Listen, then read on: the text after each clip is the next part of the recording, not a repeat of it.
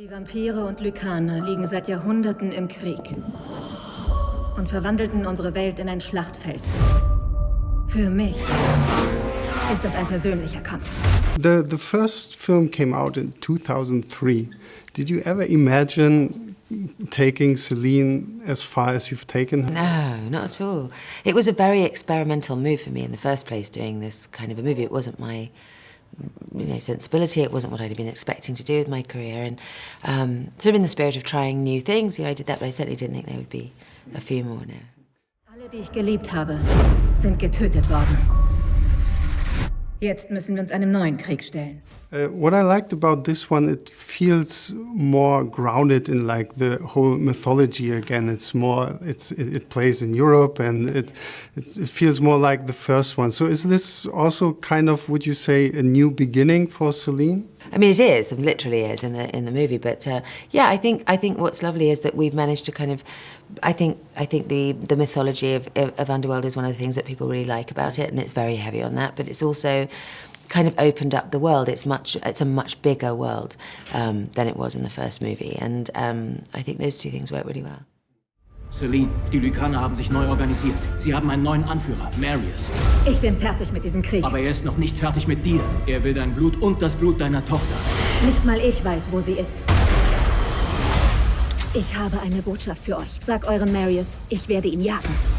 She's like one of few female action figures we have in cinema now. So how does that make you feel? Are you proud of her, of playing her? I am proud of her. I'm proud of the fact that she exists independently from any kind of comic book or original source material. That's so unusual now. I don't think the original Underworld would get made in the climate that we have now. I think people are very scared of making original movies.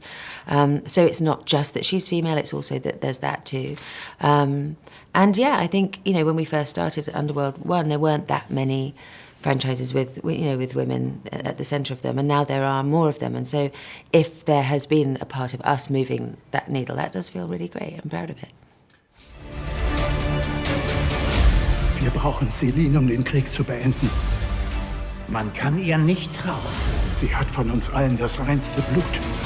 Sie ist der Schlüssel für die Zukunft der Lykaner und Vampire. Und wenn wir das Blut von Celine und ihrer Tochter haben, werden wir unbesiegbar sein.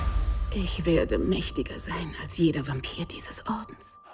You combine werewolves with vampires. Do you think there could be any other classical monster in the future, maybe? In Underworld? Yeah. I mean, maybe. Gosh, now Anna's involved. I think she loves a monster.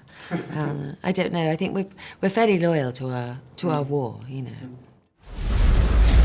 Du musst mir helfen, sie zu beschützen. Ihr müsst Richtung Norden, dort findet ihr Antworten. Wenn du diesen Krieg gewinnen willst, musst du weitergehen, als es je ein Krieger deines Ansehens getan hat. So is it difficult for you to get into this whole fighting stuff? Because I know you've done now like Jane Austen's Love and Friendship and stuff. So is it hard to find that switch to go over to an action movie? No, I mean, I think that's one of the things that's one of the privileges of being an actor, is that you do get to mix it up, you do get to keep it different. So that's part of my job I really like.